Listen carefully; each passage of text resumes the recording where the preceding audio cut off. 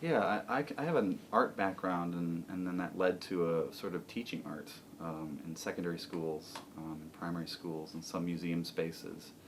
And my background is very much painting and drawing, very non-technical, but my students kind of led me to computer labs and graphics and things like that because they were really energized by what they were doing outside of school. And that's continued to sort of fuel a lot of my interest in this area because I think a lot of the research, especially in the DML, has this character of looking at what students and young people are doing outside of schools as being really important. And in my practice, my experience, and in my field, quite frankly, we're seeing a lot of that as being so vital. And so it's kind of like the learning that's in non-school spaces can really help us to understand better and be more effective in schools as well. And so in art education, we take that quite seriously. And my master's degree was looking at creating websites back in 2001, and now looking at taking a really close look at some design software that's very common in my field, and trying to really understand it in a network framework versus as just like a tool that you use to be creative. It has really changed a lot of my perspectives. So I'm starting a position at SUNY New Paltz, and so obviously my immediate future is getting myself in that program, understanding their teacher preparation for undergraduates who are looking to be art teachers certified by the state. And so one of the things that I'm really I think what they're excited about me bringing to the table in that department is this aspect of technology, is the aspect of bringing sort of this sense of a network publics, not just isolated software that you use to make art, right? So it's more of this sort of expansive sense of this framing of a participatory culture in an art classroom. And what does that look like? And how do we reinvigorate those components, I think, in the teacher preparation process, so that they not only become sort of equipped, but then they also have a broader, a deeper understanding of what their students are involved with inside and outside of their classrooms. And there's another sort of component here that's certainly been a part of my work in terms of community outreach and involving sort of digital visual practices and community sort of storytelling and sense of identity, and sort of a really action research-based component. It's not what my dissertation focuses on, but it's certainly been a part of my work and a part of my concerns and a part of the places where I commit my blood, sweat, and tears as I've sort of gone through the process of both in school and the academic components, but also just what I'm invested in. So I think there's a lot of really dynamic. I'm very interested in how arts-based community practices might overlap with hacker spaces, how both of those sort of combinations might also be able to attend to some of the disparities that we see that are absolutely associated in socioeconomic frameworks. That stuff I think is really rich with potential, and reaching out to urban youth in particular, I think is something I'd be really interested in. And I think it was the opportunity to have a dialogue across really diverse backgrounds, because there's a lot of folks here that, I've never taken a computer science class in my life, and there are people who have PhDs in computer science.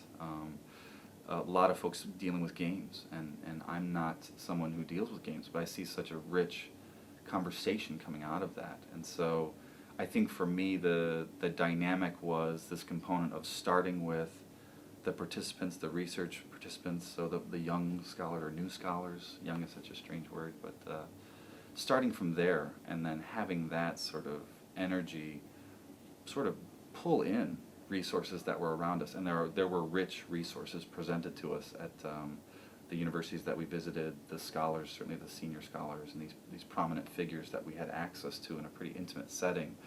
But I felt like the sort of golden opportunity was at each stage, it started with us. It started with the dialogue and the conversations that we were steering throughout the week from our work, from our concerns, from our different areas, and then trying to involve these sort of more experienced scholars or more developed spaces in the concerns and dialogue that we were sort of really engaged with.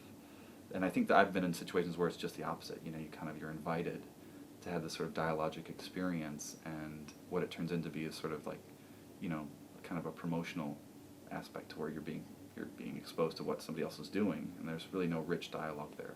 So, and I think that that is the number one thing that I'm walking away with, is just there's 11 other people now that I know that are in various stages of beginning a career, doing really diverse work, but that I feel like there's a collaborative outlet there, and also kind of a support network in ways. Again, I want to start with the cohort here and hearing them present their work and the passion that comes across. Really exciting for me, because I'm somebody who's really just passionate about what I do, and it's hard to find people who are also passionate about such a niche sort of area of focus. And also sometimes, sort of the larger conversations about digital media or gaming, certainly. I know in my field, art education, just continually finding sort of the larger public conversation kind of really, slighting what we do or overlooking it or seeing it as sort of unimportant. And so feeling like there's a group of people that, you're really jazzed about what you're doing and very passionate, and it's really important for you, and that gives me energy. I think, too, seeing some of the, yesterday we went to the Institute for Multimedia Literacies at USC, and, those places are open to a certain extent to people visiting, but it's hard, I'm on the East Coast, it's hard for me to just come out and visit. And so having access to some of that was one of the institutes where I thought, like, wow, I could really be at home here. Just some of the programming, some of the things that their PhD students or people involved in the institute are doing, I just found really, really exciting. And I want to kind of take that back as a sort of exemplar of some of the dynamic, interesting things that are happening in what I see as a crossover between sort of broadly defined arts practices and then this area of sort of high technological expertise. And so there's a really nice, rich intersection there, especially at that institute, that I'm really interested in bringing back with me, and looking for other spaces that I can find in my area that does that, and see how connecting those two things might benefit both. I was lucky enough to just sort of stumble upon the original DML conference 2 years ago, and sort of went and thought, like, wow, this is a really interesting space, and so I was immediately interested in being more involved. And I had a guy who's in art education who was also at that initial conference, who I hadn't known, who I met through the conference. So sort of the strange, like, oh, you're in art ed as well, and I hadn't really met him before, and so we began sort of an informal relationship, and he just sent me an email and said, hey, have you seen this? Are you aware of this? And I sort of put it together thinking, like, there's no way. Like, there's no way I'm going to be able to, because I just don't. I felt like in some ways I'm not techie enough or something. But we had at this past year's DML conference, we had a breakfast session. We were all talking, kind of introducing ourselves, and it sort of really made sense to me. Part of the reason I was chosen was for the diversity of my background and for the different conversation that I'm presenting, because each person had such a different little pocket, but then that contributed to this larger conversation. I think that DML is really trying to catalyze in a way. So. So I was just really sort of honored to be chosen, but also I saw it as being a really conscious effort to bring together a diverse conversation, and I think that's a really important direction for the DML to take, is to continue to try and invite a broader conversation about what digital meaning and learning can be. So.